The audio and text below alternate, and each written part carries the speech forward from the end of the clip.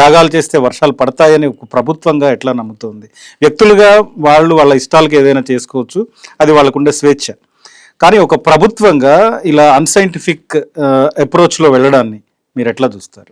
ఇది చాలా చాలా తప్పండి. ప్రభుత్వము మన అంబేద్కర్ గారి యొక్క చైర్మన్షిప్లో విరచితమైనటువంటి రాజ్యాంగం మీద ప్రమాణం చేసి వాళ్ళు ఈ పదవిని పొందుతున్నారు.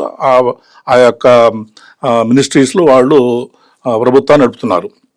మన రాజ్యాంగంలో పౌరుల విధుల్లో ఒకటి ఉంది. ఇప్పుడు ఉన్నటువంటి తెలంగాణ రాష్ట్ర ప్రభుత్వం కాంగ్రెస్ ప్రభుత్వం.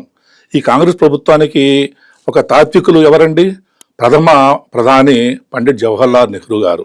పండిట్ జవహర్లాల్ నెహ్రూ గారే శాస్త్రీయ దృక్పథం అంటే ఏమిటి, సైంటిఫిక్ టెంపర్ అంటే ఏమిటో ఆయన బ్రహ్మాండంగా ఒక రకమైన డెఫినేషన్ నిర్వచనం చేస్తున్నారు. ఆయన ప్రశ్నించే తత్వము, నేను చెప్పాను కాబట్టి మీరు నమ్మొద్దు, ప్రయోగాలు చేసి విజ్ఞాన శాస్త్రం ఏమైతే చెప్పిందో దానికి అనుగుణంగా మీ భావజాలను మార్చుకోండి అని, అదే నిజమైనటువంటి శాస్త్రీయ దృక్పథం అని ఆయన చెప్పడం జరిగింది. ఆ పునాదికి, ఆ యొక్క వారసత్వానికి వారసులైనటువంటి ఈ ప్రభుత్వము ఇప్పుడు ఈ యజ్ఞ యాగాదాల పేరుతో ప్రజల్ని మూఢనమ్మకాల వైపు, చాండాసత్వం వైపు నడపడం సరికాదు. మరొక విషయం, ఇంతకుముందు చెప్పినట్టుగా రాజ్యాంగంలోనే పౌర విధుల్లో 51A కింద ఒక విధులు చెప్పింది. ఏమిటది? ప్రశ్నించే తత్వాన్ని, శాస్త్ర దృక్పథాన్ని, మానవత్వాన్ని, భూతదయను, పర్యావరణ పరిరక్షణను కాపాడమే భారత పౌరుల యొక్క ప్రధాన కర్తవ్యం అని చెప్పి చెప్పబడింది.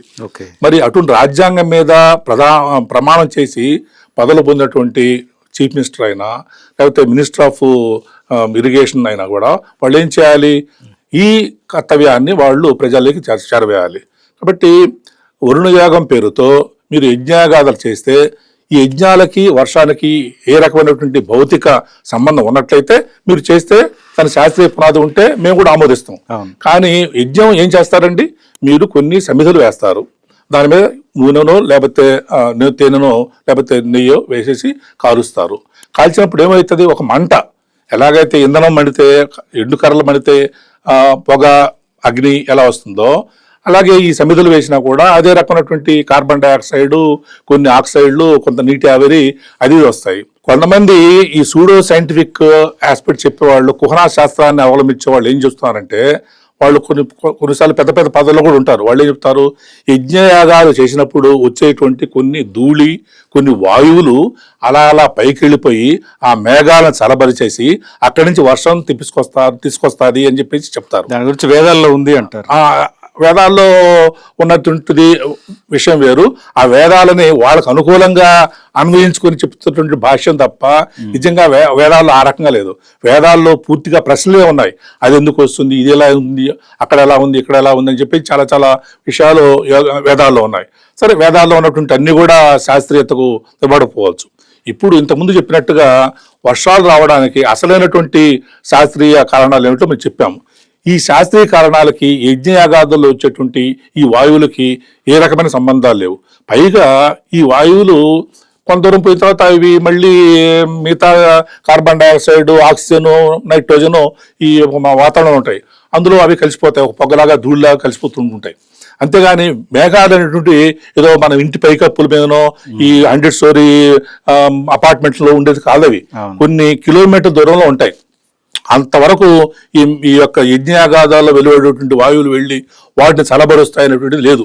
ఆ లోపల ఇవి చల్లాచలరైపోతుంటుంటాయి. కాబట్టి యజ్ఞయాగాదాలు చేయడం వల్ల కేవలము అనవసరంగా అక్కడ వాడేటువంటి ఆ నూనె కానివ్వండి, లేకపోతే నెయ్యి కానివ్వండి వృధా కావడం తప్ప మరొకటి కాదు. అక్కడ పొల్యూషన్ కూడా పైగా ఏంటంటే మీరు ఉన్న కార్బన్ డైఆక్సైడ్ కు అదనంగా కార్బన్ డైఆక్సైడ్ మీరు విడుదల చేసి వాతావరణంలో మరింత ఈ భౌగోళిక తాపం, ఈ గ్లోబల్ వార్మింగ్ కి మీరు కారణభూతం అవుతున్నారు.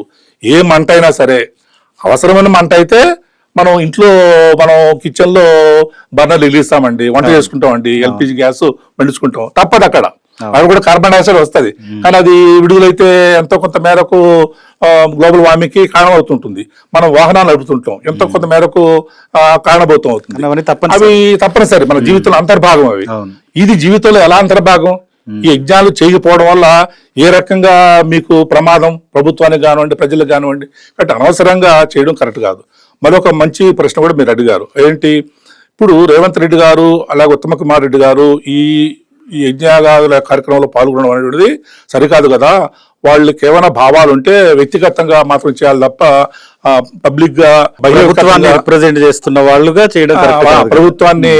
ప్రభుత్వానికి ప్రతినిధులుగా ఉండాల్సినటువంటి వాళ్ళు చేయడం సరికాదు అన్నారు. అది కరెక్ట్. ఎందుకంటే మన భారతదేశంలోని రాజ్యాంగంలో ప్రియాంబులో రాసుకున్నాం మనం. ఏంటది, సర్వసత్తాక సెక్యులర్ అంటే మత ప్రసక్తి లేని లౌకిక రాజ్యం. అవును. మత ప్రసక్తి లేని లౌకిక రాజ్యం మీద ప్రమాణం చేసినప్పుడు మీరు వ్యక్తిగతంగా ఏ మతానికైతే మీరు నమ్ముతారో ఆ మతాచారానికి అనుగుణంగా మీరు చేయడం అంటే మీరు ఒక మత భావాన్ని మాత్రమే ప్రభుత్వ పరంగా ప్రోత్సహించినట్టు లెక్క. అవును. అది తప్పు.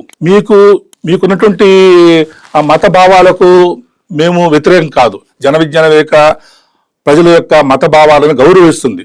అది వ్యక్తిగత స్థాయిలోనే ఉండాలి. రేవంత్ రెడ్డి గారైనా ఉత్తమ కుమార్ రెడ్డి గారైనా వాళ్ళ ఇంట్లో వాళ్ళకు నమ్మకం ఉంటే యజ్ఞయాగాదాలు చేయడం వల్ల వర్షం వస్తుంది అనే నమ్మకం ఉంటే, ఆ విశ్వాసం ఉంటే ఉంచుకోనివ్వండి. మీ ఇంట్లోనే ఆ యజ్ఞయాగాలు చేసుకోండి, దానికి మాకు అభ్యంతరం లేదు. కానీ మీరు ప్రజాధనాన్ని వేయించేసేసి ఆ ధనంతో ప్రజలని మేలుకొల్పాల్సిన బదులు, వాళ్ళను ప్రగతి పదంలో నడపాల్సిన బదులు వాళ్ళ యొక్క మైండ్ సెట్ని రాజ్యాంగంలో చెప్పబడినటువంటి శాస్త్రీయ దృక్పథానికి అనుకూలంగా ఛాన్సత్వానికి వ్యతిరేకంగా మలవాల్సినటువంటి బదులు మీరు మరింత వాళ్ళ భావాలను కృంగదీస్తున్నట్టుగా మేము భావిస్తున్నాం.